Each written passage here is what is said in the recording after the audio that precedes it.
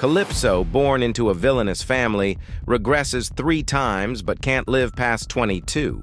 In her 4th life, she discovers the Dragon Duke, who killed her in her 3rd life. Determined to change her fate, she vows to become his bride to gain his power. Dismissed by her clan head for lacking hydromancy, Calypso surprises her by calling her grandma and pulling a strand of her hair. Amused, the clan head sends her to an educational facility. Calypso seeks her indifferent father's attention and asks him to be her master. Surprised, he agrees to teach her hydrokinesis.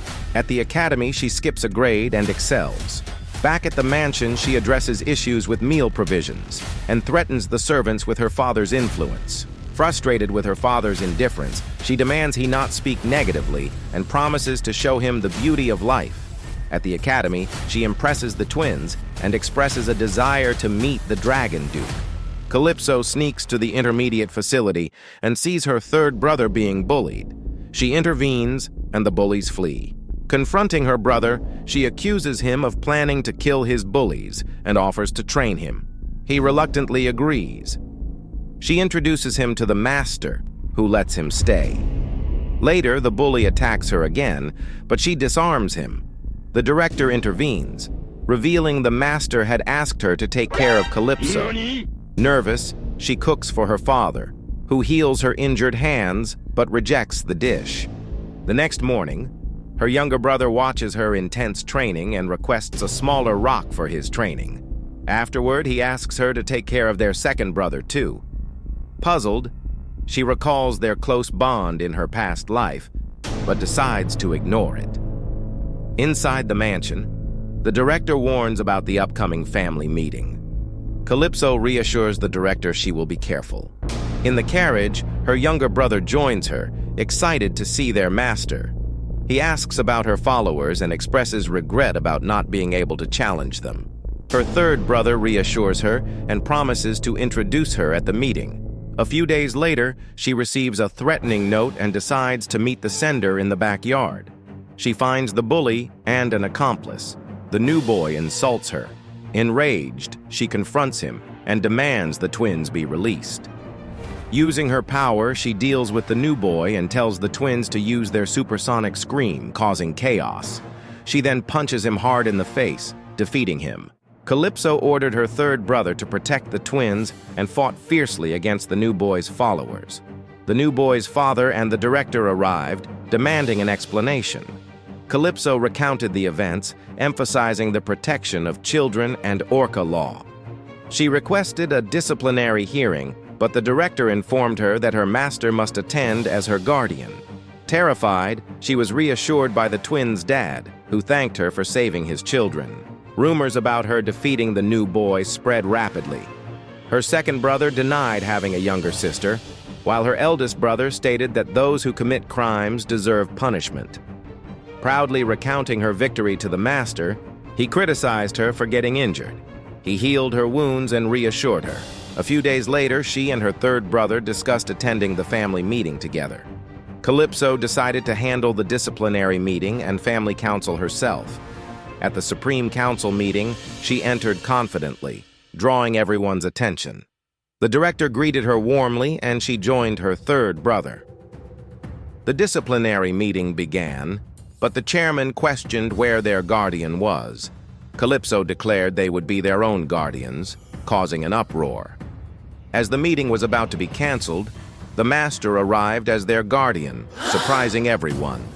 At the trial hall, Calypso praised her grandmother, surprising everyone. The master reassured her that everyone would hear her voice. The new boy downplayed the incident, but the white-haired girl revealed her children had suffered violence at his hands. The new boy was forced to leave the facility and put on probation for a year. Grandma announced Calypso as a direct descendant of the Killer Whale clan.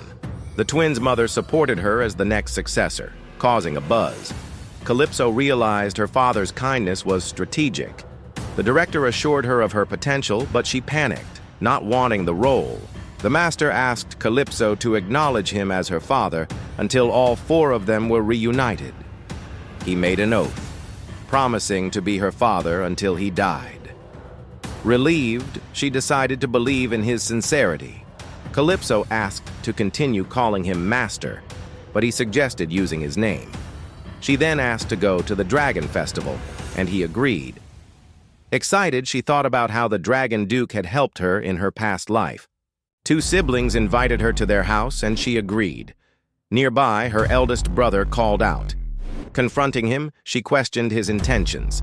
He assured her he didn't intend to fight and expressed his desire to support her as successor. Wary, she demanded he swear to the sea if he meant it.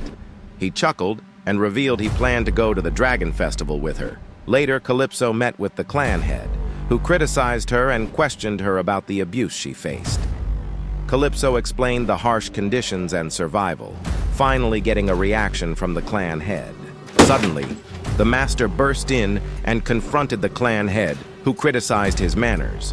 The master defended his actions, saying he learned from her.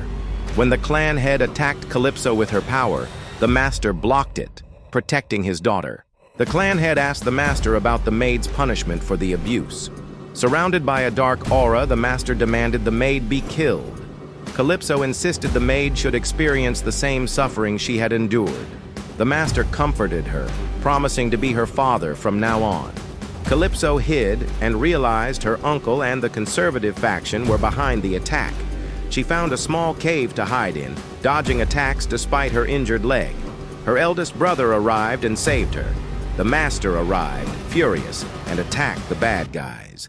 Later, her eldest brother proposed a deal to the master, offering evidence of the assassins' identities in exchange for answering 3 questions truthfully.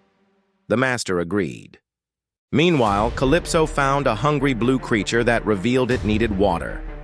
Calypso's maid found a water source, and the creature drank an entire lake, revealing it was part of the great Dragon Duke's family. Calypso planned to take it to the dragon's castle. Upon arriving at Dragon City, they faced hostility from the butler, who claimed there were no vacant rooms. The master kicked the butler away, and he offered to lead them to the best room. Calypso requested the room closest to the Dragon Duke, but her eldest brother explained the Duke lived in his own castle. Calypso tried to gather information from Blue about the Dragon Duke's location. Her eldest brother revealed he wanted to get closer to her, but she told him she wouldn't be around after the Dragon Festival. The master returned with news that the festival might not be held due to rumors. Calypso stomped on a fox beastman's hand, demanding information about the Dragon Festival. She learned the Dragon Duke was sick and heavily guarded. Informing the master of her plan, he warned her about the dangers, but reassured her. That evening, Calypso and Blue overheard beasts discussing the Duke's confinement. Sneaking inside, they found the Duke in shabby conditions. Calypso decided to help him and take him home. The next morning, she told the master about the Duke's imprisonment. They were interrupted by a deputy butler announcing the festival's cancellation. That night, Calypso and the master sneaked into the castle. Blue transformed to look like the Duke and stayed in his stead. They fled with the master, who was lifted by a stream of water.